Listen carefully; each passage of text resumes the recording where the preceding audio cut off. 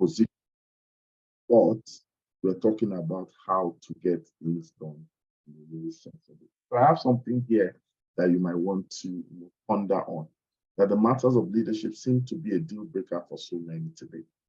And the ability to identify the matters and engage tactfully or tactically for fruitful outcomes serve as a great form of achievement.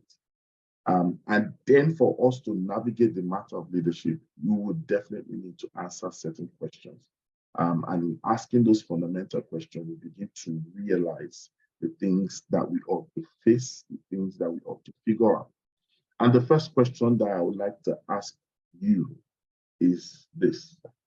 When you think about it, if you were to be, and I had a description in my introduction for my expectation, but what kind of leader are you? If you were to be asked, what kind of leader are you? And I want you, if you can, just type it in the comment section. What kind of leader are you? If someone was to, sit you up, or someone was to ask you that question, what kind of leader are you? What would your answer be? What would your answer be? I'm waiting.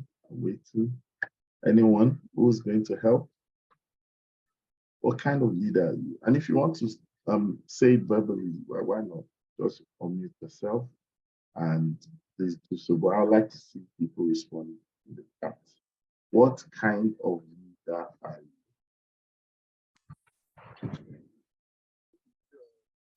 Favor, do you want to say something?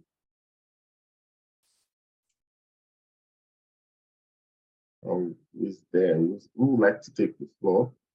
Or should I just call any name? What kind of leader are you? What kind of leader are you? Anyone? There's no wrong answer, by the way. What kind of leader are you? So let me ask Omobola. Omobola, let me ask you, what kind of leader are you? If you were to answer that question, what kind of leader would you say you are?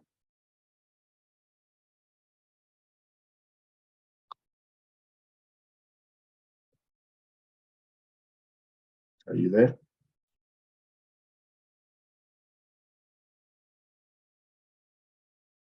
Okay. I hope you can all still hear me though. Let me be sure that I'm audible. Okay. Aaron says, I would say I'm emotionally intelligent leader. Okay, I like that. Emotionally intelligent leader, that's a good one. Fantastic. Okay, so that's coming from Aaron. If you can still hear me, let me just be sure, because the response is very, very. If you can hear me. We can hear you. Oh, fantastic. All right. Okay. So let me just go further. There are different responses that we naturally would give if we were to answer this question. And to a large extent, to our best of our ability, we might be correct. But then this question goes beyond just describing or labeling ourselves, especially when we're dealing with leadership and we're talking to leaders and we are dealing with the matters in leadership. I think that it's important for us to recognize that there's some that, yes, this is transformational leader, fantastic. We have several types of leadership in terms of the type of, but I want to take us into a bit of a different perspective today. There are 6 types of reality in the kind of leader that you could possibly be. And when we think about the school leadership space, sometimes people have evolved over a period of time, even while they label themselves as inspiring leaders, transformational leaders, relational leaders, or whatever leadership that you might sometimes put according to your own classification. We need to realize that sometimes what happens is that a lot of people in the process and the kind of results that they champion have become the people you would call hard leaders. And I'm sure when Dr. Buswa was giving us that brief introduction and expectation from this session, he said there's leadership, there's dealership.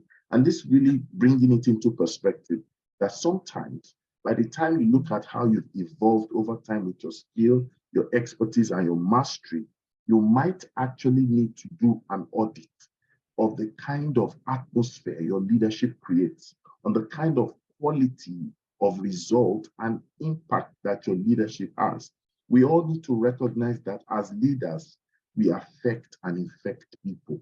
I repeat, as leaders, we affect people, but we don't just stop at affecting them, we also infect people. And this is very important. We must understand this from time to time.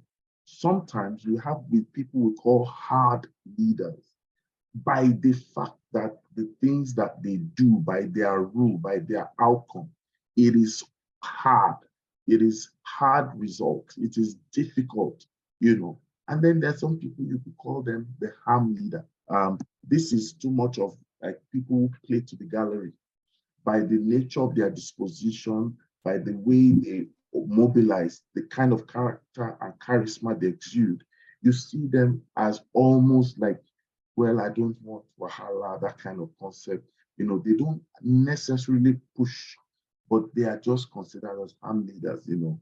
And then there are leaders that I would consider as half leaders. These are leaders that a lot of time there's so much incompleteness to their reality, to the kind of work, to the kind of reasoning, to the kind of contribution they bring to the table. Leaders in such situations with such realities can be seen as a kind of leader that is half leader. And when you think about it, you probably will hear or see some people who sometimes characterize the kind of leadership they have as a leadership that harms people. You harm the culture. There's some measure of toxic nature or atmosphere that comes with such leadership. They know the way. They want to go all the way. They don't take prisoners. They always get to have things done, but in the process, they lose people. In the process, they crush people. In the process, they sometimes sacrifice the goal on the altar of their role as leaders. And this sometimes might affect the overall objective of the organization. And there are leaders that we call halt leaders.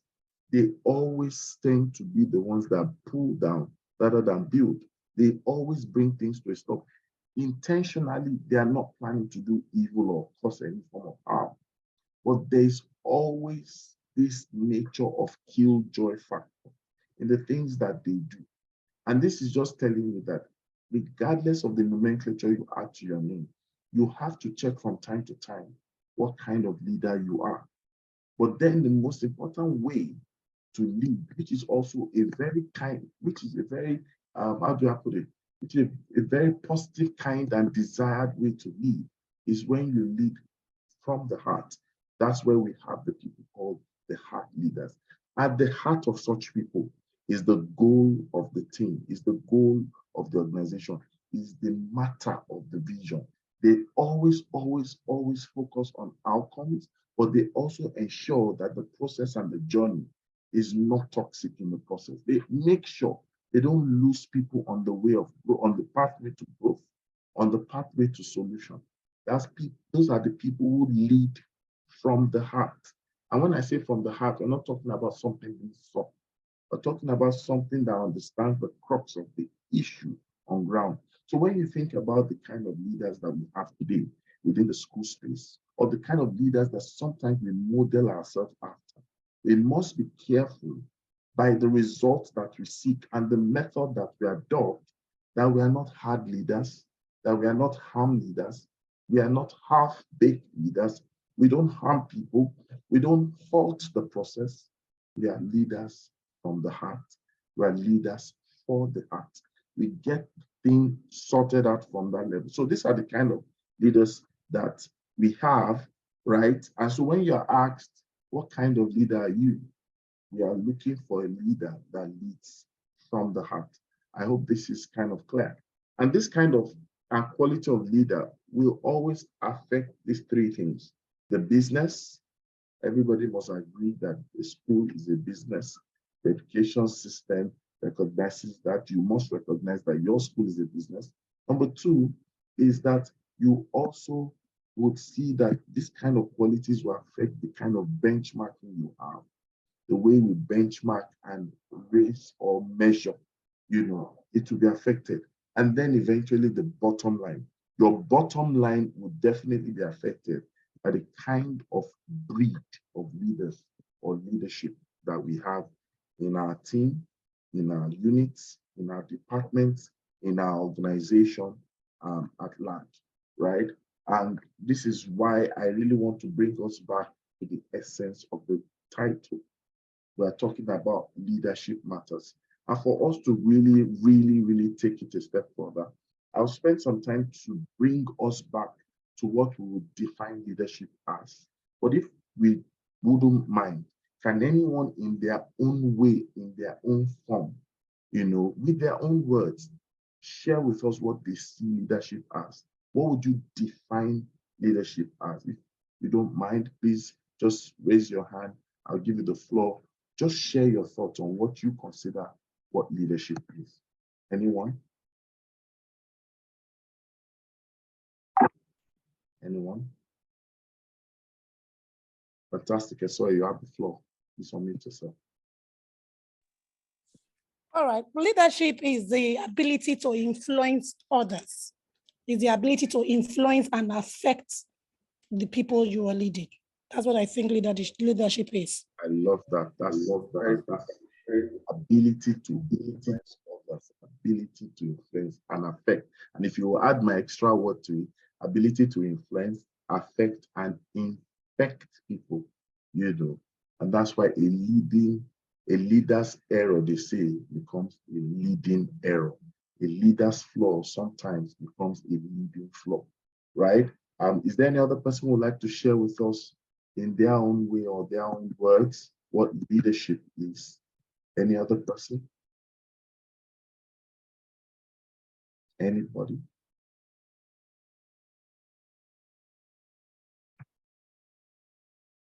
Let's have one more. Anyone who would like to go for that? Okay, let's have the more. Good evening. I would say leadership it involves leading and influencing, teams or organizations. Like that. So for me, the key words would be influencing, guiding, leading a team. I like that. Thank you so much. Bola, you had your mic unmuted. Do you want to share with us as well? Bola or not? No sleep. Do you want to share? I'm just coming in now. Oh, sorry. Sorry, sir. No problem. All right. So without wasting much time, when you think about all that has been said, they're absolutely correct. You hear the word influence consistently. We talk about directing, absolutely correct. But then we need to also add some things to make it a balanced perspective. Remember that when you look at the concept of leadership, it's really, really broad. And there are several definitions, by the way, when you think of leadership. I think they said that there are over 800 or is it 8,000 definitions of leadership. But without wasting much time, I want to take your attention to these few things about the definition that we must have it at the back of our mind. As people who lead a team of people, who lead an organization, right? You must see leadership as the capacity. Now, why am I saying that? I'm saying that because now we're not just talking about interaction and relationship. We're not talking about conversation. We're not talking about instruction, correction. We're not talking about the place of auditing concerns, behavioral management, and the likes. We're looking at it a bit much more. That when you are almost going to evaluate it and say that, look, the definitions that we've been having about influence and all that is very true. But let's reinforce it and add to it and say leadership is the capacity. Everyone here tonight must remember that what goes with leadership is the word capacity.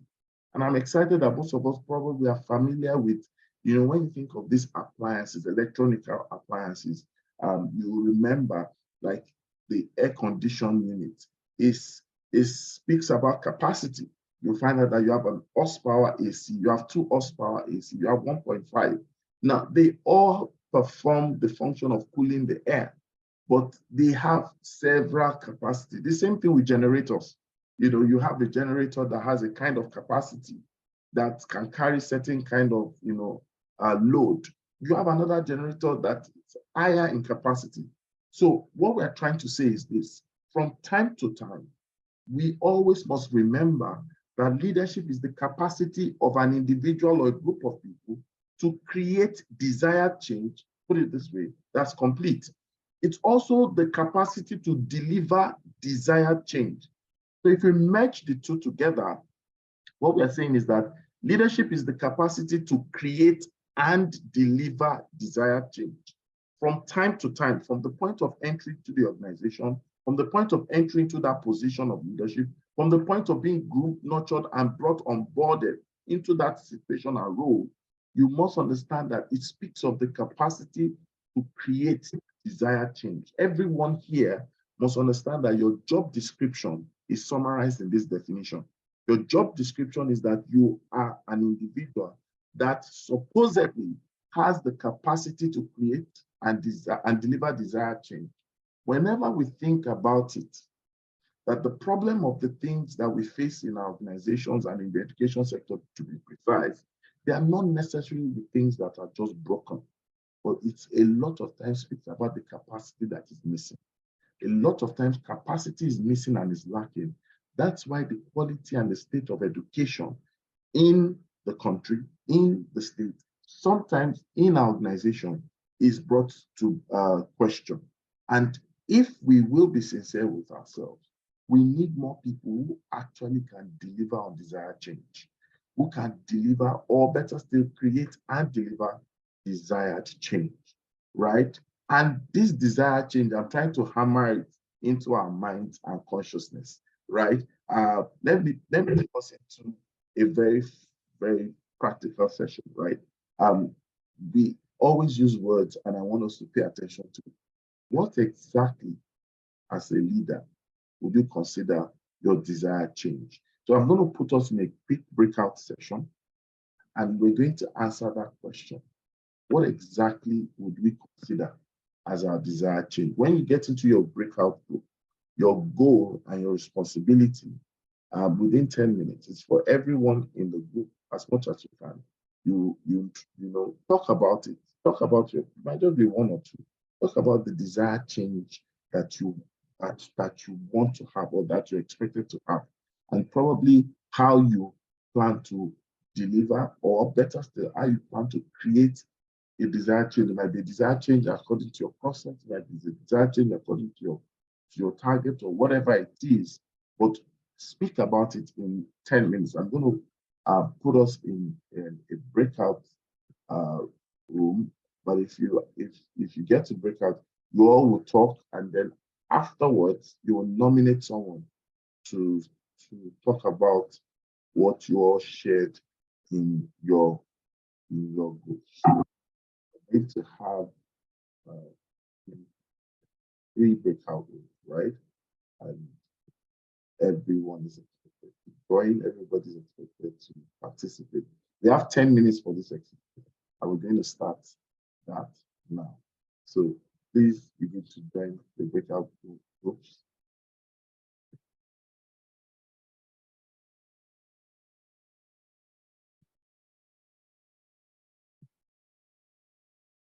Remember, as you get into your groups, you're meant to have this conversation for 10 minutes. Very quickly, if you don't mind, just join. Yes. And once you get into your groups, you begin the conversation. Thank you.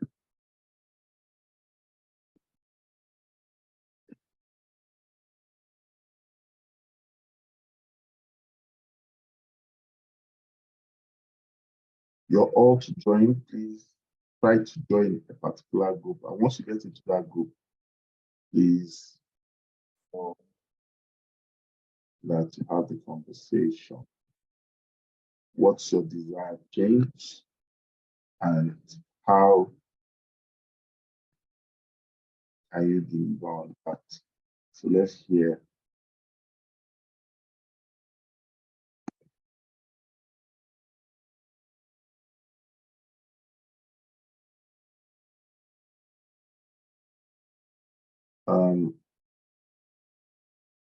Joy, you're meant to join room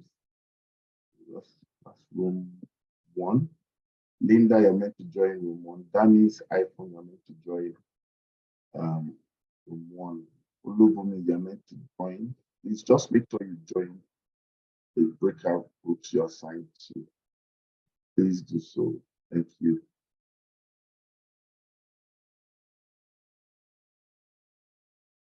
Omobola, you have to join room 3.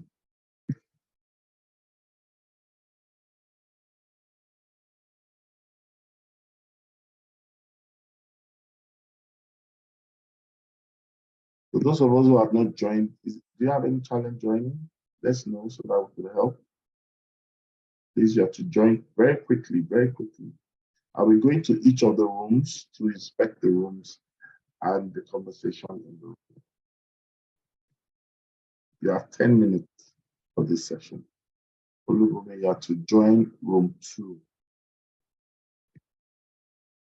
You have to join room 2.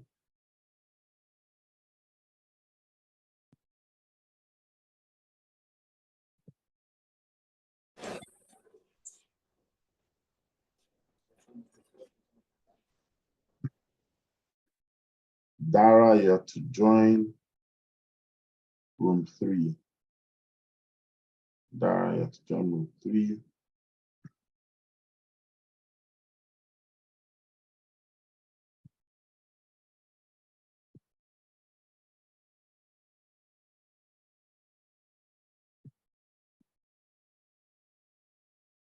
So that we can start discussion.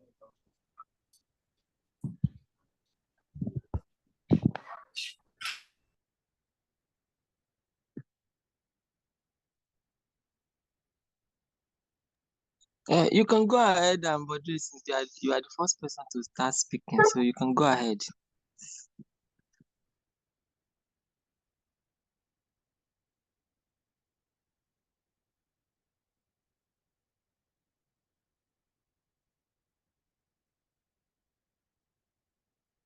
So who is going to start first? We have a very short time so that we can have this activity done quickly. Who is going to volunteer to start first? Okay. Okay, good evening everyone once again. I would like to start first. So can I go ahead, please? Yes, please go ahead.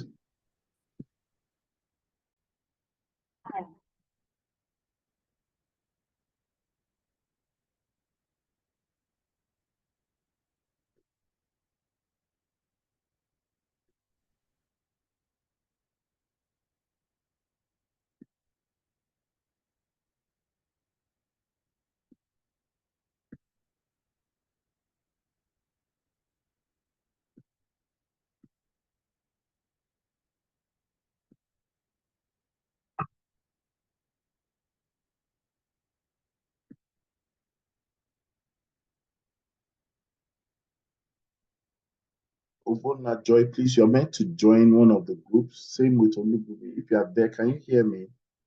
Please join the breakout rooms. Please, very important. It's important that we join the groups, please.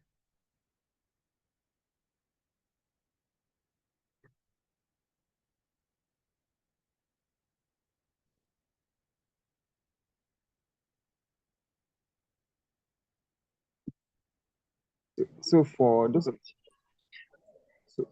of us coming to the room, change. And the question was, what is our desired change?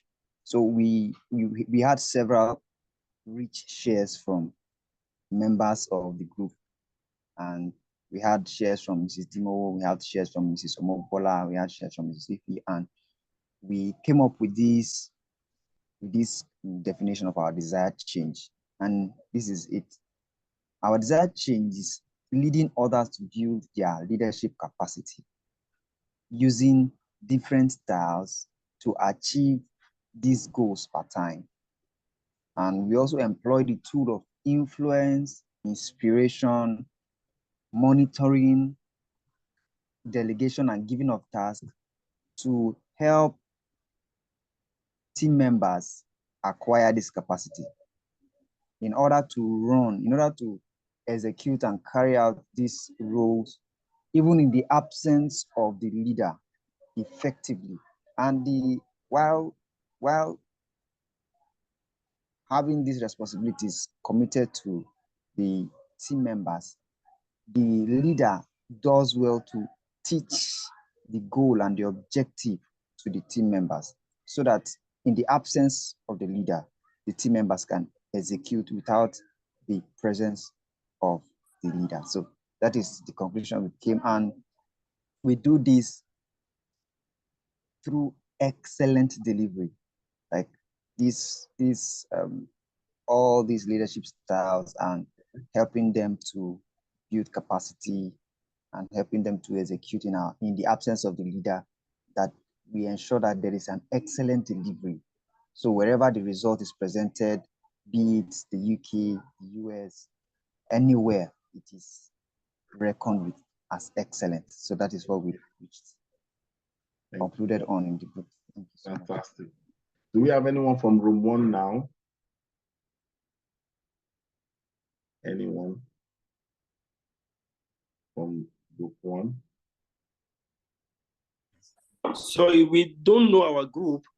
We don't know the room we are in. We don't know if we are group 1. Apparently, that would be group 1. Sorry about that. That would be group 1 then. It's room 1. Room 1. Room 1, yeah. Okay, Mrs. Favor, can you help us out, please, from room 1? No, you didn't tell me that before now. So please help us out, sir.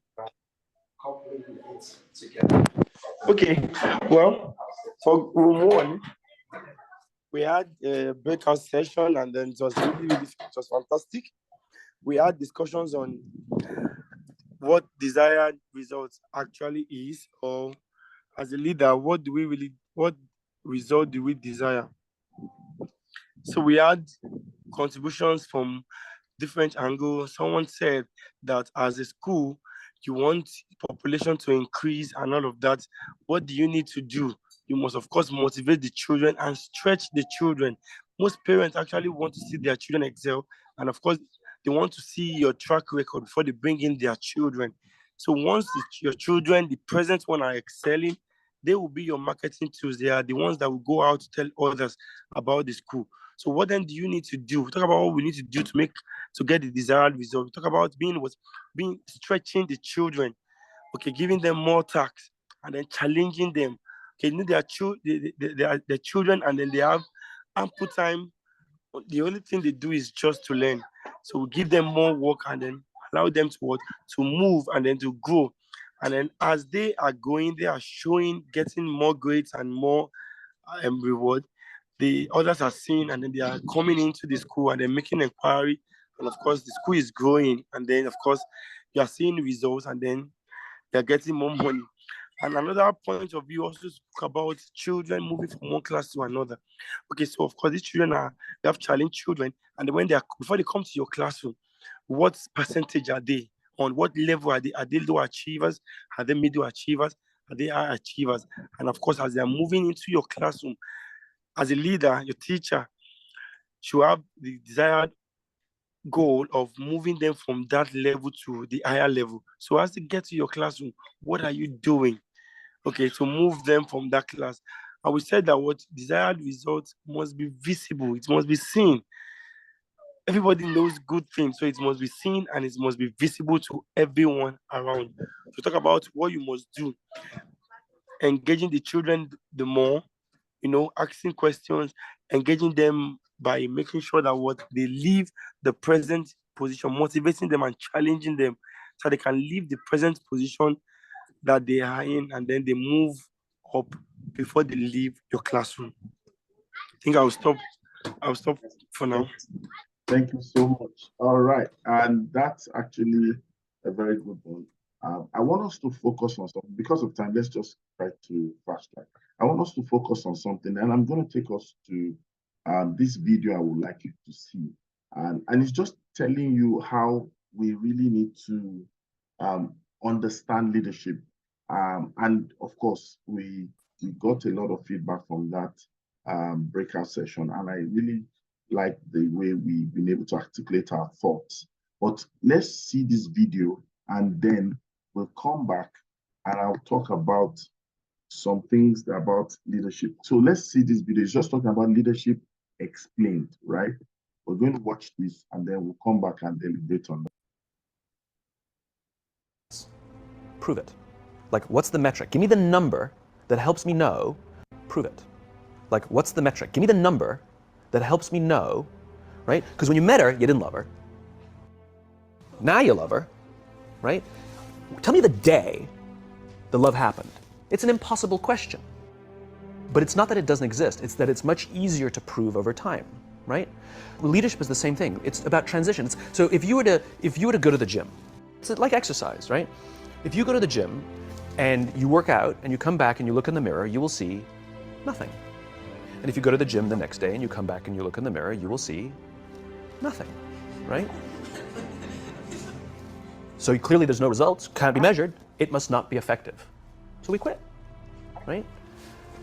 Or if you fundamentally believe that this is the right course of action and you stick with it, like in a relationship, I bought her flowers and I wished her a happy birthday, and she doesn't love me. Clearly I'll give up. That's not what happens. If you believe there's something there, you commit yourself to an act of service. You commit yourself to the regime, the exercise. You can screw it up. You can eat chocolate cake one day, you can skip a day or two. You know, it allows for that. But if you stick with it consistently, I'm not exactly sure what day, but I know you'll start getting into shape. I know it. And the same with the relationship. It's not about the events. It's not about intensity. It's about consistency, right? You go to the dentist twice a year, your teeth will fall out. You have to brush your teeth every day for 2 minutes. What does brushing your teeth twice a day for 2 minutes do? Nothing. Unless you do it every day, twice a day for 2 minutes. Right? It's the consistency. Going to the gym for 9 hours does not get you into shape. Working out every day for 20 minutes gets you into shape. So the problem is we treat leadership with intensity. We have a 2-day offsite, we invite a bunch of speakers, we give everybody a certificate. You're a leader, right? Those things are like going to the dentist. They're very important. They're good for reminding us or getting us back on track, learning new lessons. But it's the daily practice of all the monotonous, little, boring things like brushing your teeth that matter the most. She didn't fall in love with you because you remembered her birthday and bought her flowers on Valentine's Day. She fell in love with you because when you woke up in the morning, you said good morning to her before you checked your phone. She fell in love with you because when you went to the fridge to get yourself a drink, you got her one without even asking. She fell in love with you because when you had an amazing day at work and she came home and she had a terrible day at work, you didn't say, yeah, but let me tell you about my day. You sat and listened to her awful day and you didn't say a thing about your amazing day. This is why she fell in love with you. I can't tell you exactly what day, and it was no particular thing you did. It was the accumulation of all of those little things that she woke up one day and as if she pressed a button, she goes, I love him, right? Leadership is exactly the same. There's no event. There's no thing I can tell you you have to do that your people will trust you. It just doesn't work that way. It's an accumulation of lots and lots of little things that anyone by themselves is innocuous and useless. Literally, pointless by themselves. People will look at little things that are good leadership practice and say, that won't work, and you're absolutely right. But if you do it consistently, and you do it in combination with lots of other little things, like saying good morning to someone, that looking them in the eye. My friend George, who's a 3-star general in the Marine Corps, he says his test for leadership, and I love this, he goes, his test for a good leader is if you ask somebody how their day is going, you actually care about the answer. The number of times we're walking to a meeting, we're rushing, we go, how are you? Not good, I gotta get to you later, I'm late for a meeting. Right. If you ask the question, you were standing there and you were listening to the answer. It's those little innocuous things that you do over and over and over and over that people will say, I love my job. Not I like my job. I like my job means, yeah, the challenge is great, they pay me well, I like the people. I love my job means, I don't want to work anywhere else. I don't care how much somebody else is willing to pay me. I'm devoted to the people here, and I care desperately about the people here as if they were my family. In business, we have colleagues and coworkers. In the military, they have brothers and sisters. That's how they think of each other. If you really have a strong corporate culture, the people will think of each other like brothers and sisters. It's like a family, right? No. Brothers and sisters. Deep love. Fight, but the love doesn't go away. Bicker, the love doesn't go away. And I'll fight with my sister, but if you threaten my sister, you're gonna have to deal with me. Right? We'll fight internally, we'll bicker with each other, but nobody's gonna hurt each other, and if anything from the outside shows up, you're looking at a unified front. Brothers and sisters. Now, how do you create brothers and sisters out of strangers? Common beliefs, common values, parents, in other words, executives who care about their children's success, who care to raise their children, teach them skills, discipline them when necessary, help them build their self-confidence so that they can go on and achieve something more than you could have ever imagined achieving for yourself. That's leadership. Do you love your wife? All right, welcome back. Welcome back. Did you learn anything from that video? If you did, would you like to share? We're just trying to, paint that picture of what leadership truly should be. And anyone who would like to share? Anyone? Okay, yes. My name is Favor. I want to say something quickly before I forget. For me, the one that got to me was consistency over intensity. Like it's not just doing particular things at particular times and now think about that thing you are doing to get you the results you need, but is doing those little things over time, as little as caring, as little as letting the people that work with you or under you know that you care, you listen, and it's becoming like a lifestyle in that organization. So for me, that really got me. All right, thank you. Who else would like to share from that video? Okay, my name is Folashade Biwoyi. Okay. Just like she has emphasized, the issue of consistency came so hard on me that leadership is not about a hit and a run thing. That is something you do over time, and then you become known with it. So it's not okay, I care today, and before you show care again is another 1 month.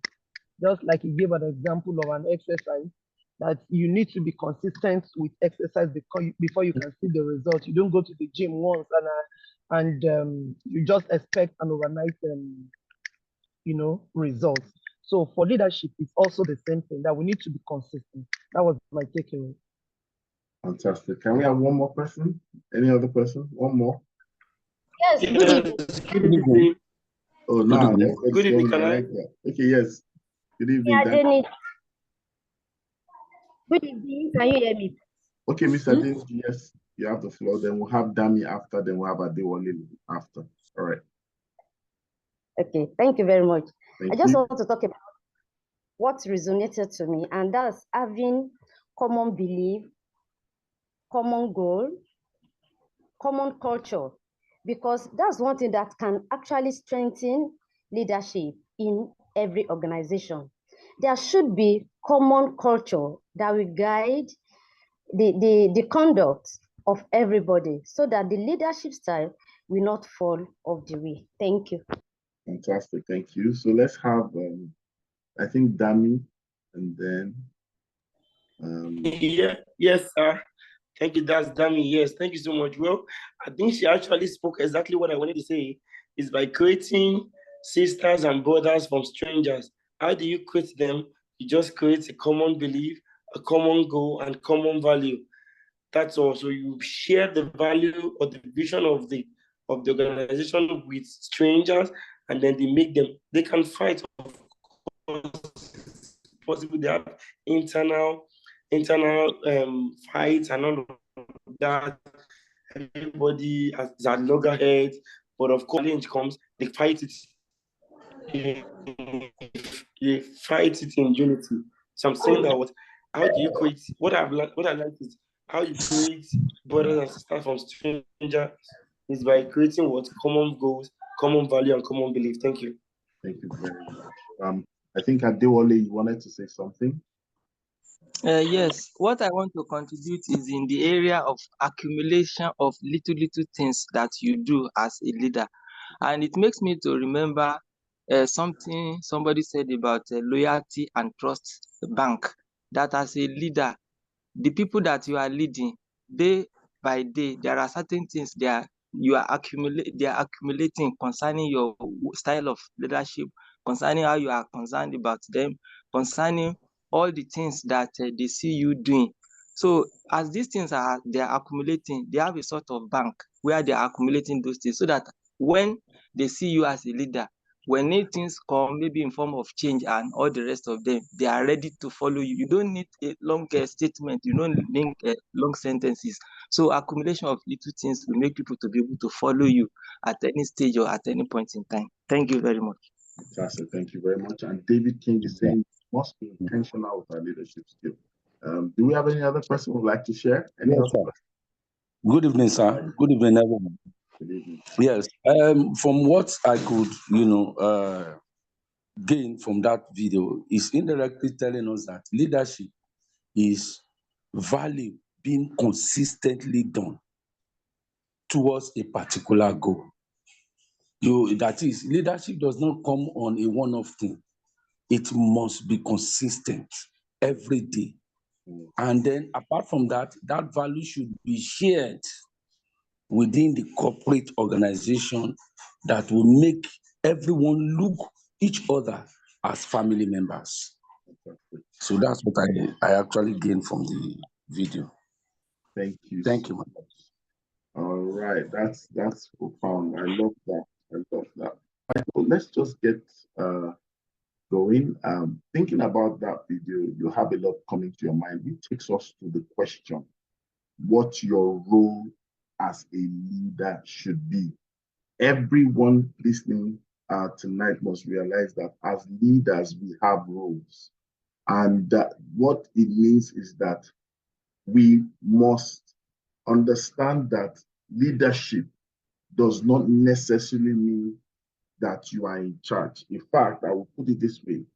This means that with leadership, you are not in charge. It might sound like a bit of a strange concept, but the truth about it is that we are not necessarily meant to just say that we're in charge. We are responsible for those who are in charge. I like to paint a picture. When we say that we're in charge, what happens is that we become role-centered instead of goal-centered. And when we get into such situations, you find out that everybody's playing by the books, by the rules, but sometimes at the expense of the team, at the expense of the goal, at the expense of the culture of the organization. We have to get into a point where we enter into a leadership transition that turns us into being responsible for the people who are responsible for the job. That when you look at yourself and the role that you play, you understand how critical it is that you are now feeling responsible for the people who are responsible for the job. You get to a point where everyone will take the credit and you give it to them when it has to be that way. But when anything goes wrong, what happens is that you take all the responsibility.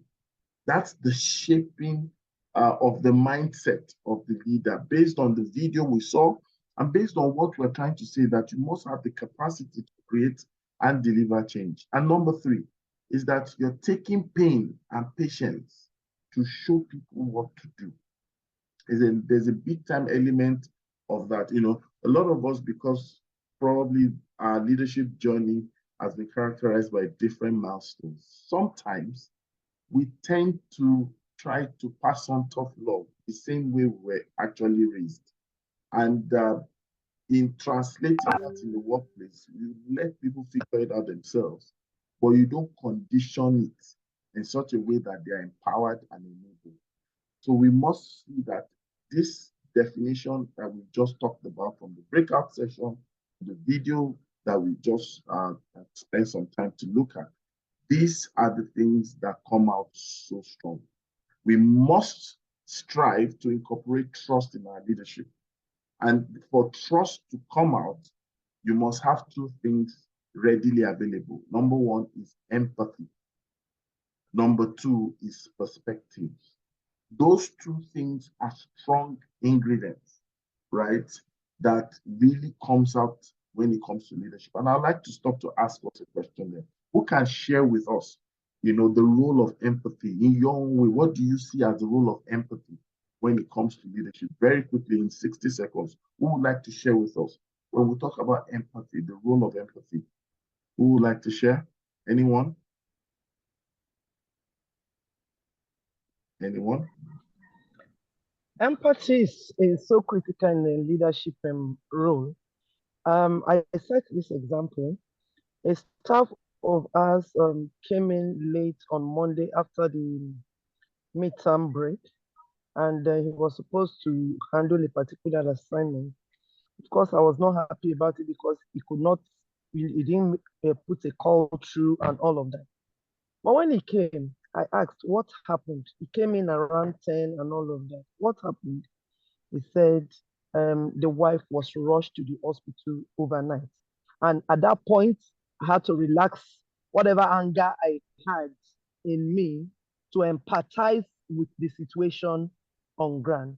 So sometimes it makes them feel as if, oh, you are putting yourself in whatever they are feeling at the same time. So sometimes we don't react the way things really are. We need to, see things from their own perspective and hear them out because they also have their own issues. Thank you so much. As sometimes people put it, empathy is actually sympathy in action. That you're not just feeling their plight, you're also taking action. You're demonstrating that you understand what is happening at that time. And that's really how leadership can connect, with the people who are around, with the people who interact with, right? When you think about your role as a leader, leadership responsibility, comes out strong in three ways. You might want to write that down, that the leadership responsibility comes out strong in three ways. Number one, it's what I call the C, the I, and the A approach. The C says that you must be able to create a picture of the future that you want your followers, to really accomplish. That picture must be there constantly, right? Dami, your hand is raised. You would like to ask a question? Okay, thank you so much, sir. Yeah, I actually wanted to ask a question. I don't know if I can go ahead. Yes, please carry on. Okay, now my question is, you said something about leadership, that when everything goes well, you give credit to everyone, to others, while if everything goes bad, or if you didn't get the desired result, you get all the blame.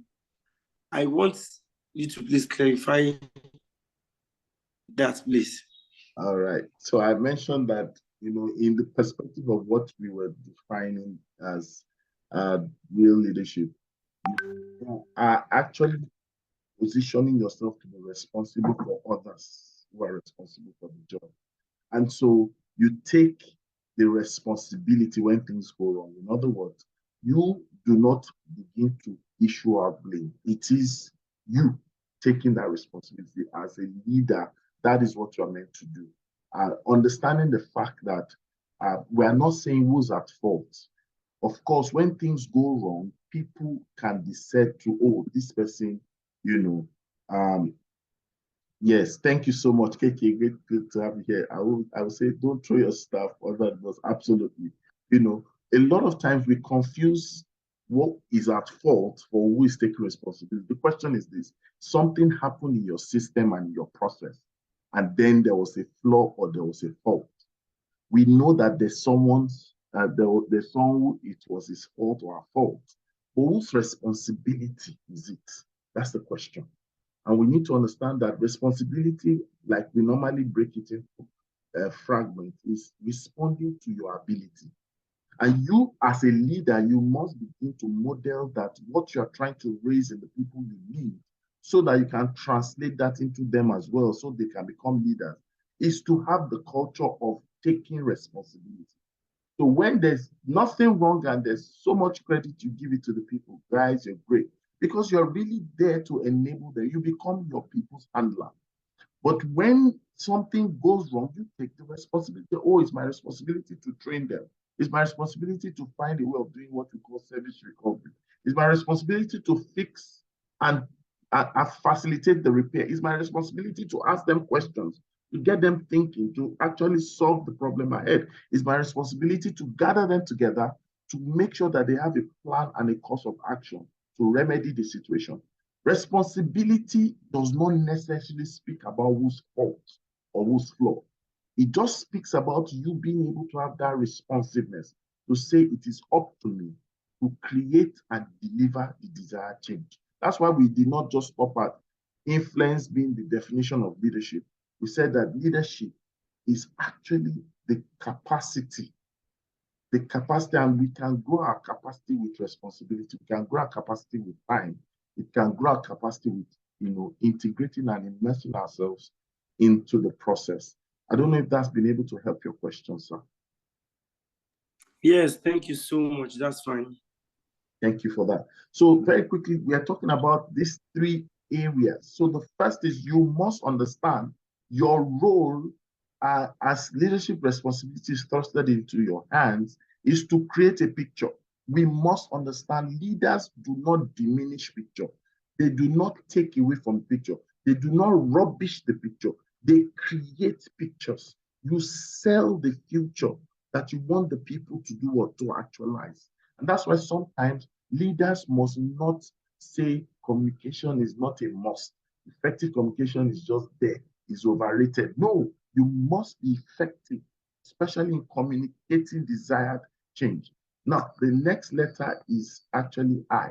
So once you are able to create a picture, you must understand that it is your responsibility to inspire followers to believe that they can deliver that future that they desire, that you desire. The organization has a goal. You have painted the picture. You now begin to inspire them constructively through messaging, through reinforcement, through activities, for them to do what? Be able to deliver that. That's the I in that equation. Now, the third part of the equation is A, which is to activate.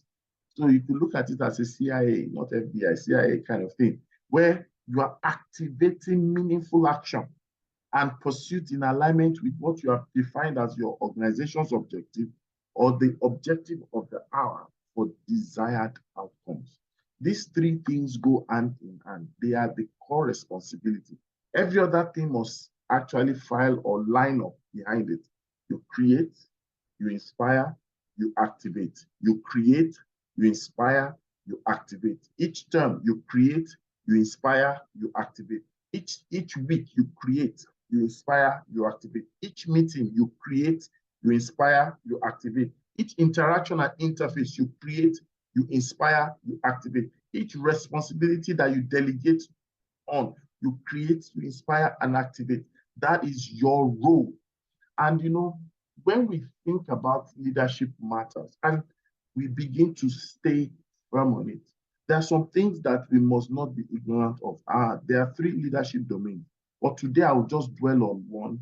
I will dwell majorly on two, but I'll spend time on one out of the three, just so that we understand the work ahead of us, right? The three that I really want us to understand is there's one called people leadership. There's the other called business leadership. There's the third called market leadership. Now, when we begin to move away from the simple and begin to move to the complex, when we begin to move away from the toys on leadership conversation, I'll begin to handle the tools in leadership. Two things must easily be clear. In fact, you don't have business talking about market leadership when you don't have a full grasp of people leadership and business leadership. In fact, my desire tonight is just to talk about one. But I know that sometimes because of our different levels, and maybe when we have more opportunity in future, we'll come back and dissect each one of them. Each has its own peculiarities, importance, and components. So there's people leadership. You can never talk so much about people leadership. In fact, it is what will oil the wheel, to taking things into the next level, to making sure progress is consistent, not a one-off.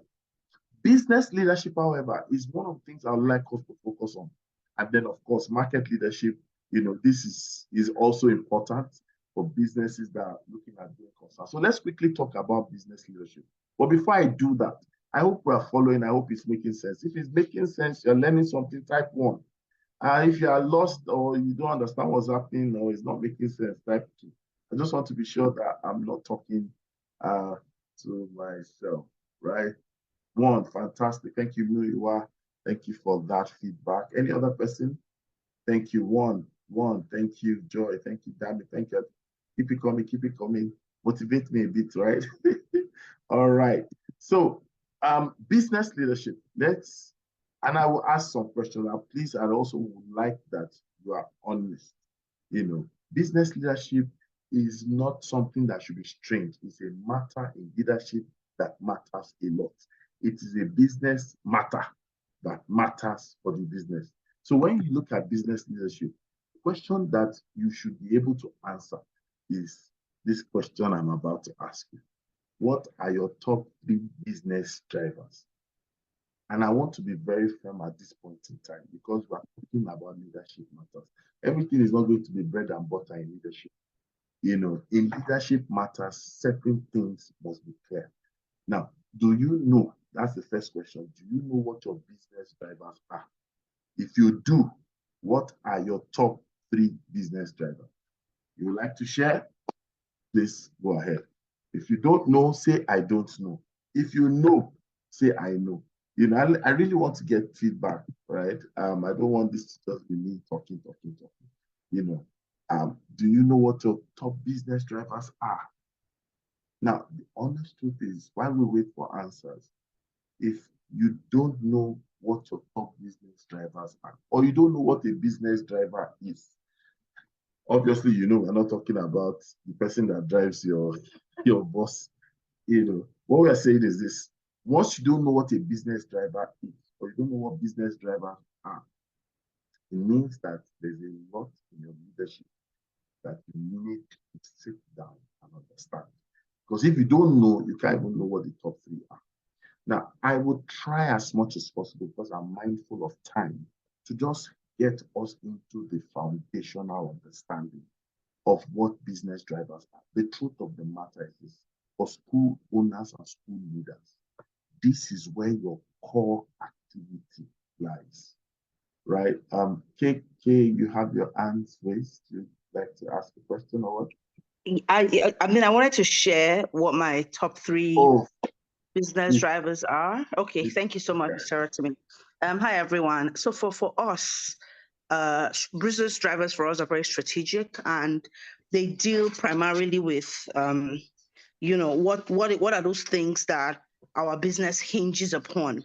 The first business driver for us, because we're a school, is students' outcome. So that for us is a really important student driver. What are our student outcomes?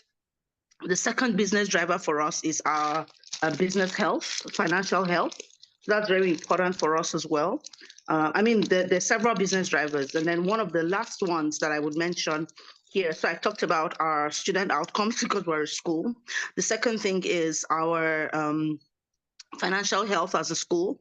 And for us, the third business driver has to do with our culture. What is our corporate culture, and how inclusive is it for everybody that works within the organization? So those are 3 business drivers for us in our organization. Thank you, Mr. Rotimi. Thank you very much. I'm excited that I got that response, because the truth about it is that you cannot hit a target that you're not aimed at. You know, there must be something you are aiming at for you to hit it. And there are times that we know what these things are, but we don't label them accordingly. You know, you don't say that this is the exact thing. And that's why sometimes we beat too much on our people, expecting so much result when the foundation itself is weak and faulty. Sometimes we begin to drive so much of meaningful requests out of our team, whereas at the strategic level, some things are left undone. Sometimes we feel that we've reached our peak and no extra growth is happening. And it's sometimes because we've not really gotten to a place of mastery where it comes to the business driver. Now, the truth about it is that another reality that has been added to us is the peculiarity of this industry.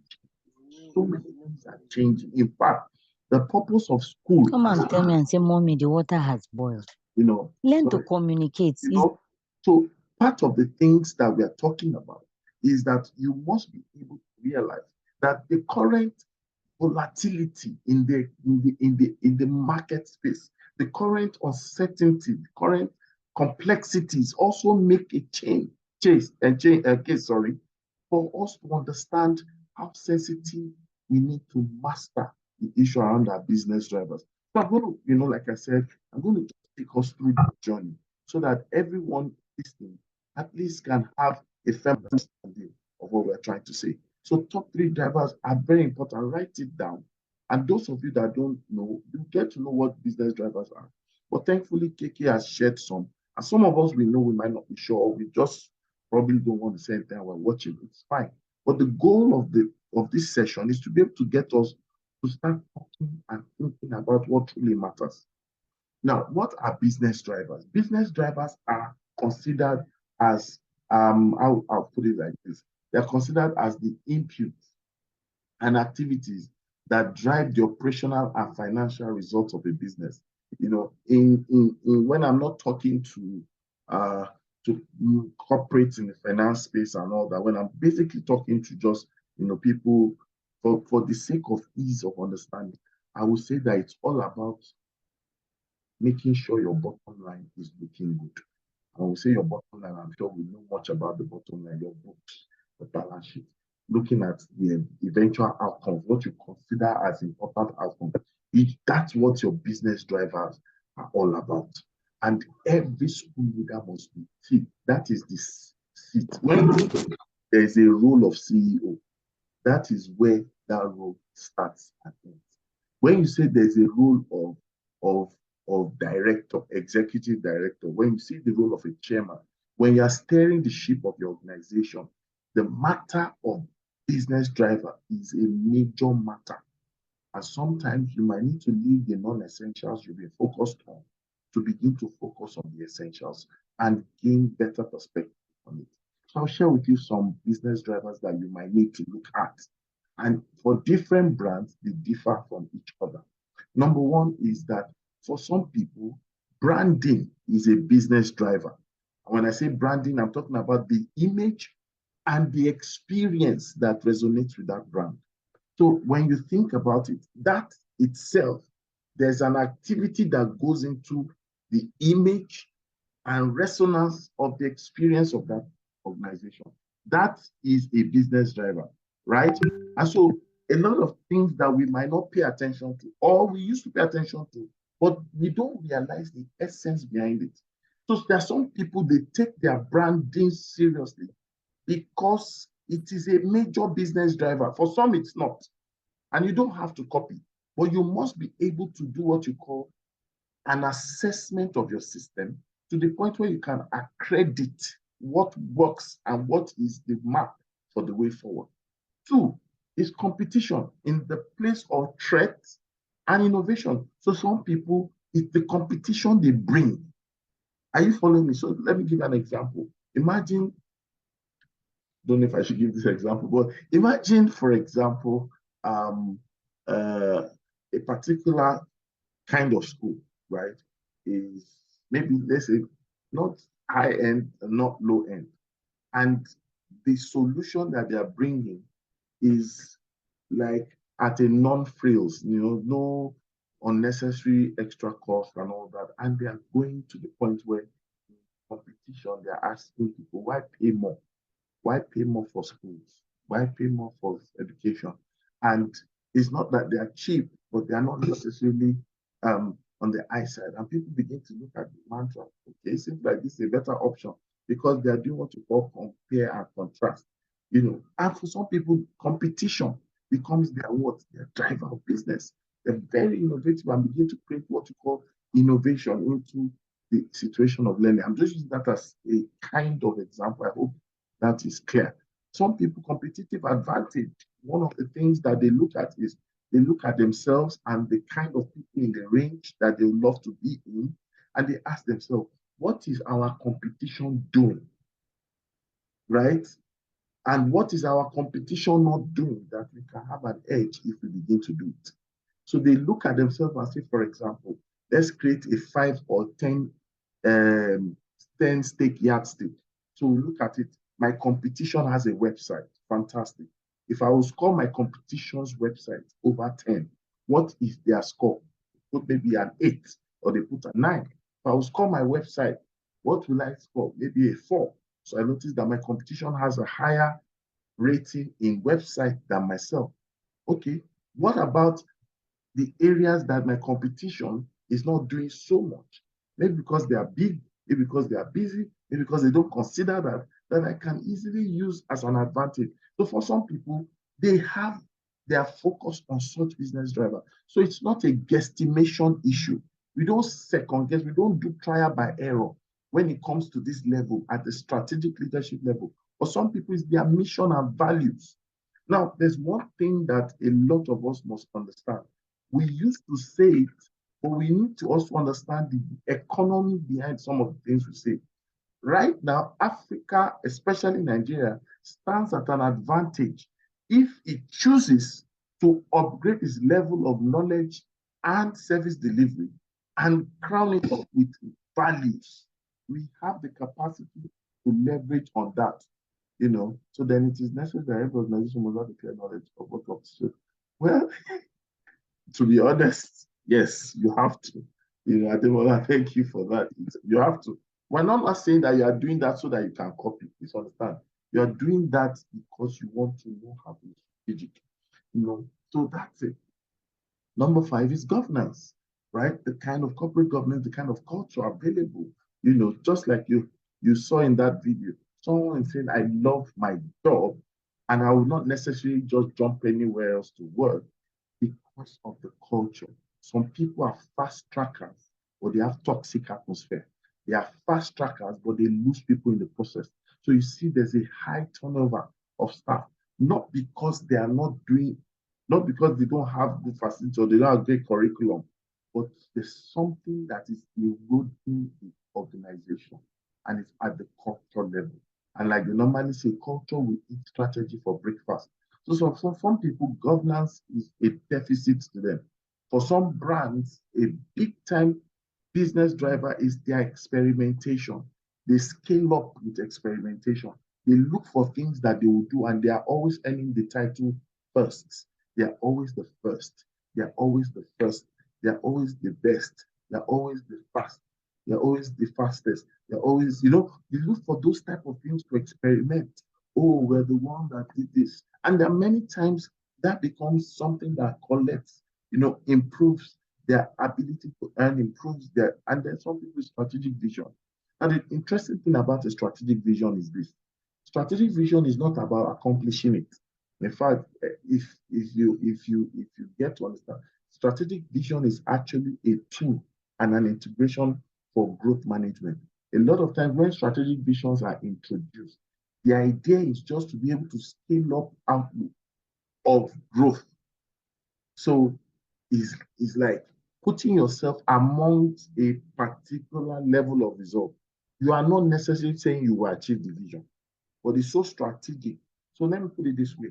You keep hearing government, at Davos, it was mentioned, at UN level is mentioned, at AU level is mentioned, that we have out of school children, we have all this and all that.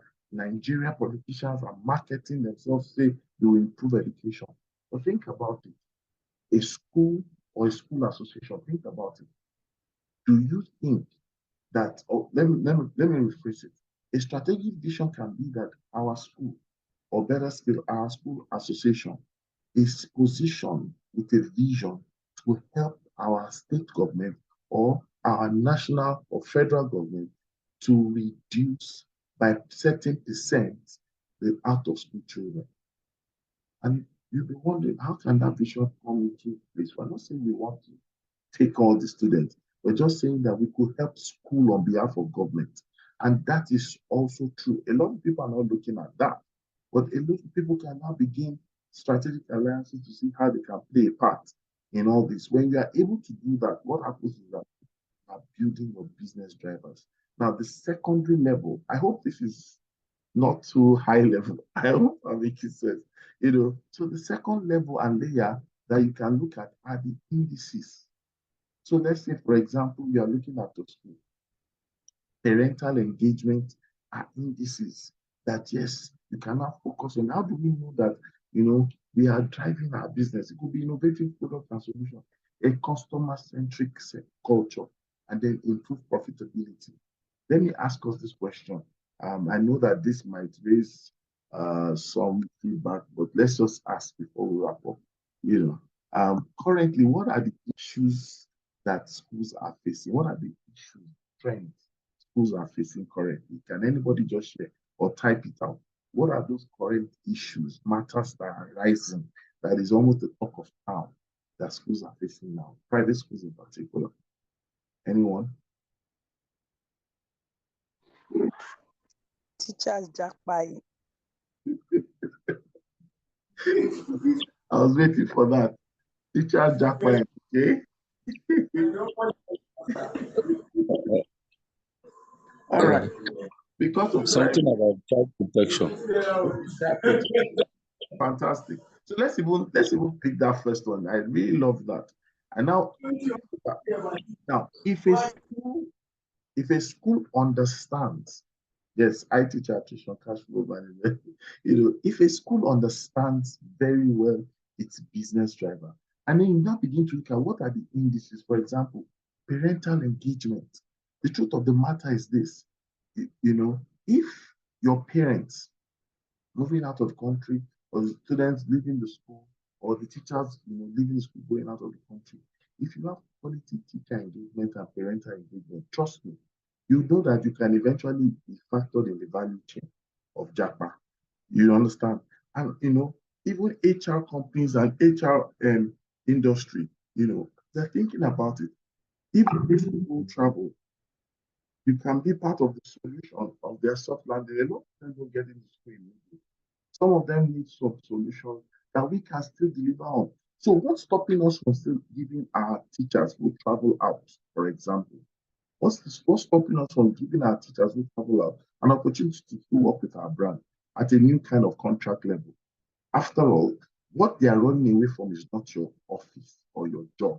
What they are running away from is the country. Now, the fact that they're running away from the country doesn't mean that you cannot see it. Remember, you've trained them, you've invested in them, they understand your culture, you know your parents, you know everything around you. So must a travel out of the country totally be a form and a source of disengagement? So this is when we now begin to find, as leaders, how do we create desired change? Or how do we believe on desired change? How do we creatively raise an army out of this? That's where innovative solutions begin to come in. Those are the kind of talks, those are the kind of reasoning that we begin to have at a strategic level, that HR structure in schools can begin to change. Policies in schools can begin to change that affects the situation of transition and the reality of people leaving the organization. I hope this is something that we're getting clear, and these are the matters that we really need to focus on, and the customer-centric culture helps us to understand both the internal and external customers have that engagement. And then you now start scaling and receiving and, getting what you call improved profitability, which of course will lead to increased profitability. These are the things that we need to think about. Now, on the back of business leadership, there will be opportunities that you can easily, reach out for, that can help you further in that. Like I told you, the two that we'll talk about is business leadership and people leadership. But please understand, you have to be a person who understands the business. The matter of leadership for you is the business of the organization. Now, people leadership, of course, one of the things that we need to understand is that right now, there's a major focus and stress on being agile. Because if you're going to be able to do what I've talked about in the first few slides, you need to be agile leaders. You need to understand agile leadership. You need to be immersed and informed and renewed on the issue of agile leadership, right? And the concept of agile leadership can be traced back to the pre-90s era, but to two major professions, the software developers and, of course, the military. The military people were raised and nurtured and trained to be prepared for a lot of things. The battlefront, we all know, is not bread and butter. It's not something you sit down and just feel cool about. It's characterized by volatility. It's very volatile. It's characterized by uncertainties. You see the military gears. Why they put on those military gears? It's so that they are prepared for everything, the night vision, all those gadgets, the rifles, and all those things. They are prepared for what you call complexities. They are prepared to make sure that the soldiers are what? Agile. And if you look at the acronym, that's what they say when you are living and preparing yourself to be immersed in a VUCA world. And that VUCA world is not just limited to military, it's not just limited to the software developers, it's not just limited to corporates in finance world and in the oil and gas. The school sector is also affected. And as a leader in the school sector, the concept of agility is not something that should be strange to you. You should understand that, everyone in the workplace must see that as industry as industry change happens, organization change will happen, right? And as organization change happens, individual change will also happen. And what it means is that we must now begin to raise the school, the workplace that we need to be an agile workplace. There must be agility in the workplace. Very quickly, I'll just say this. We must understand that as heads of schools and owners of schools, there has to be some measure of flexibility, fluid nature in our disposition to actual work and performance. When we talk about the jackpot, for example, that jackpot thing, a lot of people have lost their, great hands to some locations across the world. But why should that be a loss to your brand? That's the question. The more we begin to think of agility in the workplace, we begin to see how flexible we are with the issues around workplace reality, the issue around adaptiveness. And that's the question. When we say agile, I'm sure some of you probably have heard and read about this, or you've been in a training of agile leadership before. Fantastic. So bring this to your reminder and just remember and say, when you say what is agile, what does that try to tell you? Think about this chameleon that we are seeing, right? It speaks about something. The chameleon is itself a prey to some animal. And the chameleon also has praise. It preys on others, a predator. Now, when you think about it, the concept of agile just simply talks about adaptiveness. And as we coast to the end of this session, one of the things I would like to bring to your notice and to bring to your mind is the fact that we are now in the era that leadership must be characterized with adaptiveness. There is no more tolerance with adoption modeling. In fact, if you wait too long to find what to adopt, you have nothing to adopt. You have no business to lead by the time you are becoming a master in adopting things. You have to be adaptive, right? The chameleon itself tries to prey because of his adaptiveness in his environment. It easily catches his prey. Also, that adaptiveness, the adaptation capacity makes it protect itself and preserve itself. So it's a form of preservation and protection, but it's also a form of preying and being a predator. So agile is captured as one of the, as some of these items that you can see on the screen. It's a mindset and it's a philosophy of a different way of doing things. The agile mindset involves deep change. In fact, write this down in your note. The drive for enablement, right, is what characterizes agility rather than control. This is an era where hierarchy begins to take the backseat and outcomes and incentivizing outcomes takes the front seat. Agile is a new response to business realities. It brings flexibility in business model, and you can see that that's what the world is embracing today. So if you're to define agile leadership, you say agile leadership is a leadership style that strives to remove roadblocks and brings about success so that employees can be more effective and productive. So when you look at it as a leader, you must have to identify the possible roadblocks in the leadership cycle and begin to ensure that if this roadblock to success exists, mine is the role and responsibility to take these roadblocks out of the way. That's what it is all about. And I hope that we're getting to understand this better. If this is something that you're getting clarity on, this type one, if it's something that you will need me to go back on, please type two. You know, I just want you to understand because this is where leadership really begins.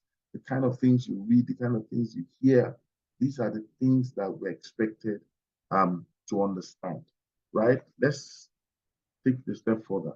So when you think about the traditional way of leadership, thank you very much for feedback, and you look at the legendary agile leadership, you begin to see that traditionally leaders are considered, or leadership is considered static and hierarchical. In other words, what it simply means is that we do not wait on people who do not have the portfolio. But now leadership is very responsive and collaborative up to market dominance level. And so we are now seeing people thinking from the rear, leading from the rear. You know, traditional leadership values predicting the future and avoiding failures, whereas the agile leadership concept values adapting to the present and embracing experimentation. If you've ever heard me, you know I always say that education must be tampered with. It is not a sector that can be tampered with. We shouldn't leave it as it is. We should be able to experiment. Agile leadership emphasizes on autonomy and creating leaders. Traditional one emphasizes on controlling and creating followers. The traditional information, agile shares information. Traditional prioritizes driving delivery. The other one prioritizes unlocking potential. This is just to tell you that it is a new day. And the truth about it is that as agile leaders, we need a pair of fresh eyes. We need a pair of fresh insight. That's the honest truth about it. So let me just tell you, what are the competencies that we'll look at when it comes to agile leadership? There's what we call the HAVE model, H-A-V-E. The HAVE model tells you that agile leaders accept that no one knows it all, and they commit to regular personal development, requesting and receiving feedback. You know, just like Dr. Ogusoya told us when she was introducing herself, you know, this is just telling you that there is no one that knows it all. And that's where humility comes in. So in getting to be an agile leader, one of the models that, you know, has been handed to us as a process to follow is that you must stay humble. Put yourself in a position where you can be teaching. You can be teachable. Someone can teach you. The second is adaptability. As you saw, agile leaders are open and not afraid to change. You know, I was talking with someone some time ago, and before this session, I was talking to another school owner, and I was saying some things. I don't know if I should share part of, you know, one of the things that I'm thinking about, that schools are not probably even thinking that can happen. And if it will happen, are they ready for it? And if they don't want it to happen, can they prevent it? You know, I raised a thought and I said, for example, the issue of school quality control or the issue of standardization is a big issue, right? It's a big issue at the regulatory level, it's a big issue at the association level. What if, because the private schools or the incidences that we have in the private school have been giving government a cause to worry, or they try to push the blame? What if the government says going forward, they must have a representative or two on the board of private schools, meaning that all private schools must have board. So if you don't have board already, you are on a minus. And if you have board, you must include a government nominee or two government nominees, right? Now, what will that do to business? What would that do to the practice and the way you do things, right? Will you still be able to adapt? Because it's a possibility that can happen, right? Then, of course, the next is V, which is talking about vision. As an agile leader, whether you are the set man or woman, or you are the one that is second in command or not, or you are a leader in waiting, agile leaders must provide vision and not stop there. They must communicate it passionately and then provide direction as they do so. And finally, as you are able to be humble, adaptable, and then you have the vision, you must proceed to what you call engagement, meaningful and functional engagement. You don't operate in silos. As agile leaders, you are engaging stakeholders, their employees, their peers, and everyone across the value chain of the organization. We don't have time, we would have done this. But I just want to, try to wrap up. In talking about functions of agile leadership, you now realize that we're talking about providing an environment where it is safe to fail.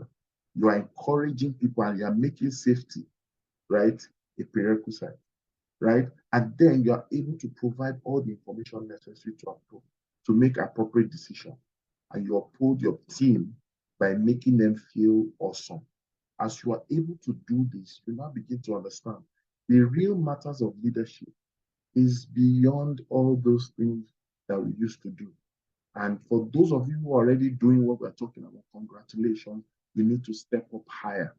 We are now talking about being at an agile level when it comes to business leadership, people leadership, market leadership. And when you do that, you are having your product position and all those things will be clearly defined. And you find out that come rain, come shine, your school and your brand can stand the test of time. So I would like to pause or probably bring this to a stop and ask, has this been meaningful? Has this been useful? Is it making sense to you? What have you learned from all that we've talked about today? I'll also be sharing a feedback form that I would like you to fill. Please do feel that and let us know how the session went, right? So this is an opportunity for feedback from all things you've said. Could you share with us? What did you learn? Any lessons learned? Or was it a waste of time? I'm going to take the lead, as I said, as a lifelong learner on the platform. It's been quite informative. It's been quite insightful. I like the types of leaders because in the past one hadn't thought, well, you might know that such people exist, but you might not have been given them the terminologies to describe hard, harm, have, harm, halt, and heart. And I quite like that. And I like the definition of leadership, which is the capacity to create and to deliver a desirable change. I think if the discussions at the SLT level, senior leadership team level, school owners and their management team level, were actually to focus on this, it will help tremendously. I didn't go into the breakout sessions. I had to leave at that time, but I came back. And I'm sure some meaningful discussions were had. I like the idea of the business drivers. So to tell you that I'm a good student, I'm taking away a lot today. I like the idea of the business drivers and the agile leadership. Those for me are things that are going to be reflection points and to actually also encourage the members of my team for us to continue the conversations around all of those specific areas. So thank you very much indeed. It has been well worth it, and I'm happy I did join. Thank you Thank so you. much. Thank you. Thank you.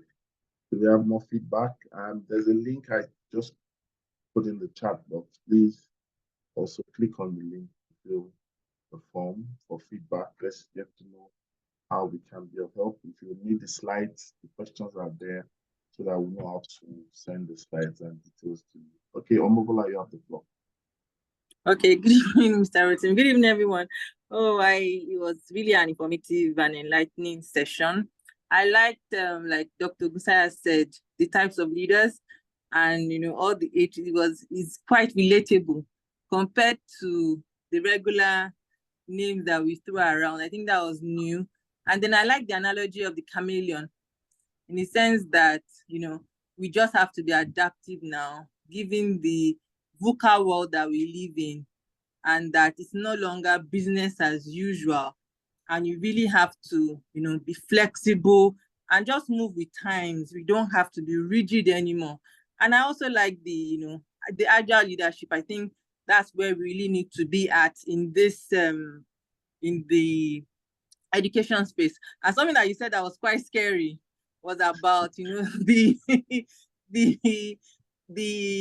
was not scary, but this is new.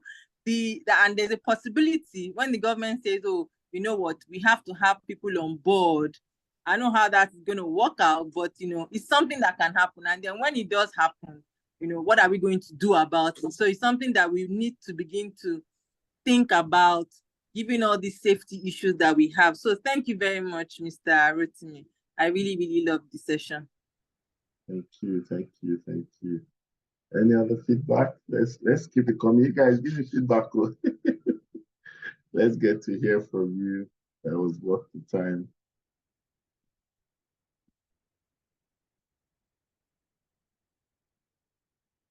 Any other person? Apart from Angola, who else? Who else? I hear the form is not. Let me see. Yeah. Yes, I really love this webinar. Right, it has opened my eyes to so many things, especially in the area of the agile leadership.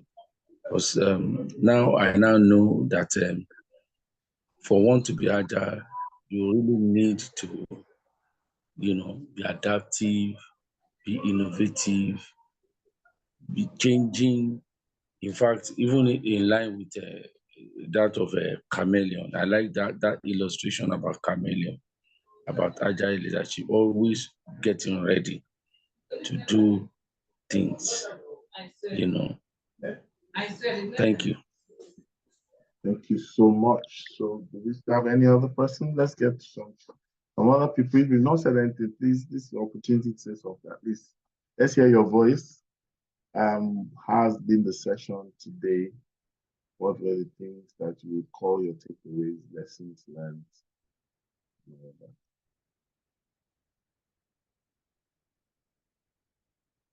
So while we're waiting for others, please, if you've been able to access the form, could you just type 1? If you're yet to access the link and the form, please type 2.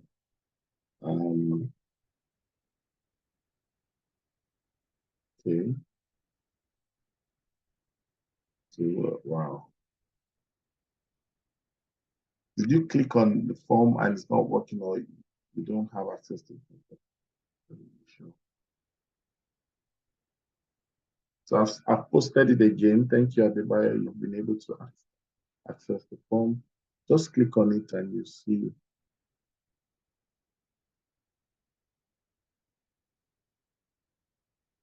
Yes, so all the details that you're asking for, please, yes, you'll be able to get the recording and the slides. Just fill the form to get your details, because we'll need to have your emails and all. And then finally, I'd like to just inform you about a publication that we have, which we use to, we stopped at some point, but we're bringing it back. And this is the April edition coming up. But the title of that, or the theme of that, is Surviving Education. It's going to be coming out in April, so you have opportunity to subscribe and advertise. If you'd like to also reach out to us on that, please feel free to state that in the comment section, or better still, in the form or the link. I hope you've been able to access the link. I've listed it here again. If you try, I think it's still working. I can get access to it. So please, you can access the link. I think people, yes, I've listed in the chat. I'm wondering how come. Maybe it's because. Do you still have trouble with the link? Do you still have trouble with the link?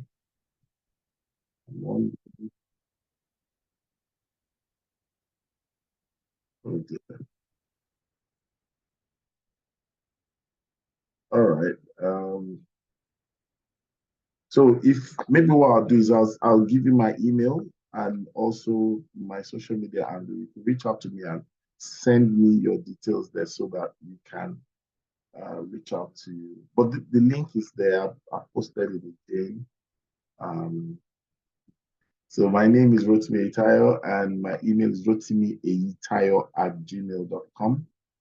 And also my social media handle at Instagram, it's Rotimi Eyitayo, LinkedIn Rotimi Eyitayo, Facebook Rotimi Eyitayo, Twitter Rotimi Eyitayo, YouTube channel Rotimi Eyitayo. So please